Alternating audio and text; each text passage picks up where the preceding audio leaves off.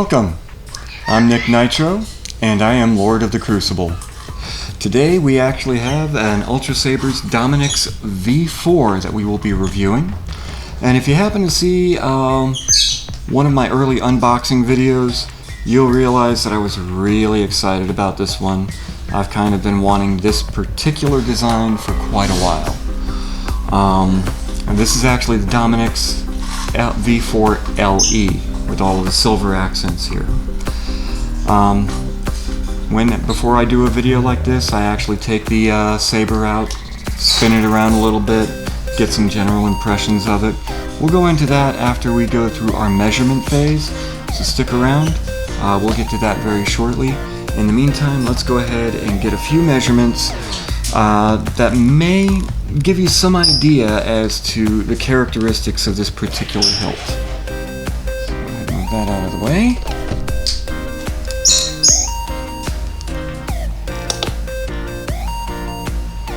Okay, we're going to start with the weight.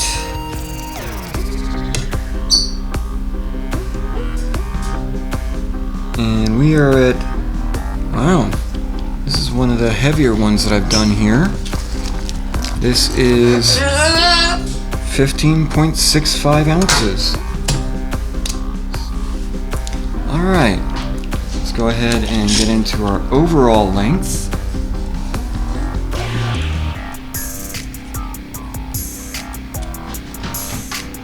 And just shy of 12.5 inches.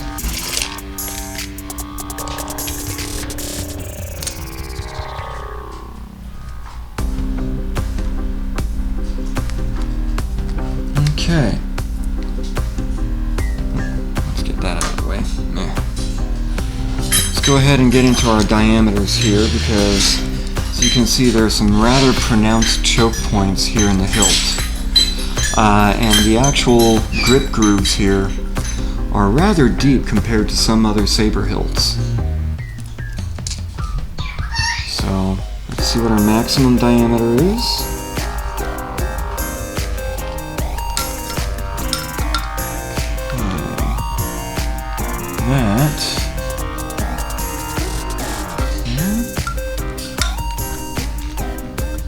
Looks like that's going to be 1.46 inches in diameter. I know, I misplaced the decimal point. Oh my god.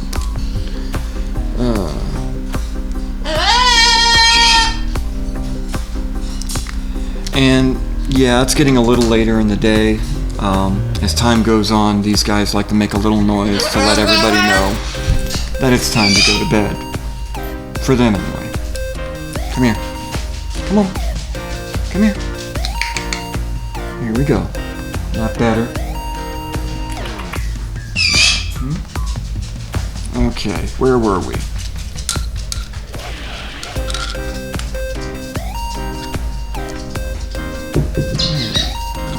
.2.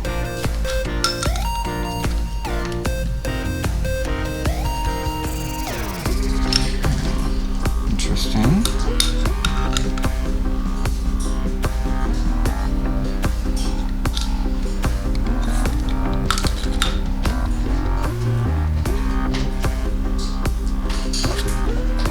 That's a little interesting. Not where I expected it to be. Alright. Dead even on 1.2 inches for the narrowest diameter. But I was expecting that to be either at this choke point or maybe right here. Actually turns out that the narrowest diameter on here is right here in the windows. So, it's not too bad. Not too bad at all. Let's go ahead and get the blade on this.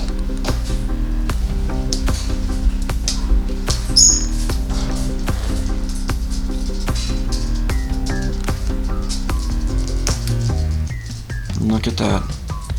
I believe they call that Pyrestone Orange. Shows up really nice here. I hope the camera does it justice. But as far as the balance point, wow, that's really nice right there.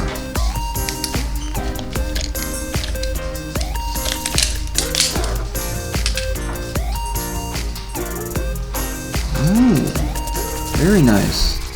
That is 1 3/4 inches in front of the emitter.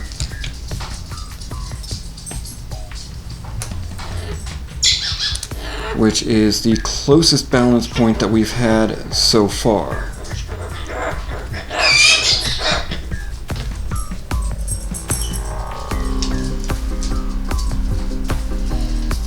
Which, for me, makes this feel really good when I'm spinning it around.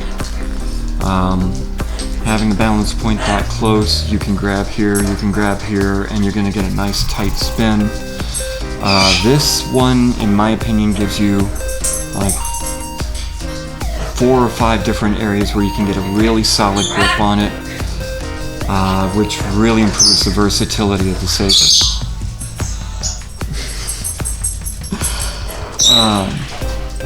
But it's time to get on to the portion where we talk about what we found. And here we've got a couple of issues. And you may have seen some of these issues already in other videos. They seem to be fairly common, at least at the time that I got these sabers from Ultrasabers. First off, you probably see where this is going. Battery pack comes right out. It's not held in by anything, there's no chassis, it's very loose. Of course, we don't have a soundboard today, so we don't have any sound fonts to run through. But, also, once again, the LED module, as you can hear, is absolutely loose in there. Now when you put in a blade, or in this case a blade plug, and put it all the way down, it'll hold the module in place. But with a blade plug I don't like doing that, and here's one reason why. The blade plug is supposed to help show off the windows, and here you see 3/4 of the windows are empty with it pushed all the way down. Now if I were to leave this right about here, which is where I normally leave a blade plug, it looks fine, but those LED modules are going to move around, and that can cause an issue during the drop test. So, with that said, we are going to run this through the Crucible. The next time you see it will be in the Crucible, facing all of our fun challenges. And like several other sabers, we are using a heavy grade blade on this one. So, unfortunately, I really like this one. So this is going to hurt a bit. And just to keep myself honest, I'm probably going to have to go harder on this hilt than I would really like to. But I'm not going to hold back. I want to know exactly what it's going to take. So, join me on my painful little ride. And next time, I'll see you in the Crucible.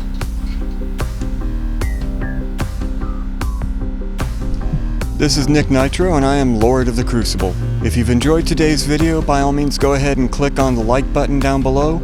Subscribe to the channel. It's the best way to hear about new videos coming out. If you also want to help us out a little bit more directly, go ahead and check out our Patreon page and the link down below. Thank you very much, and until next time, the Crucible has spoken.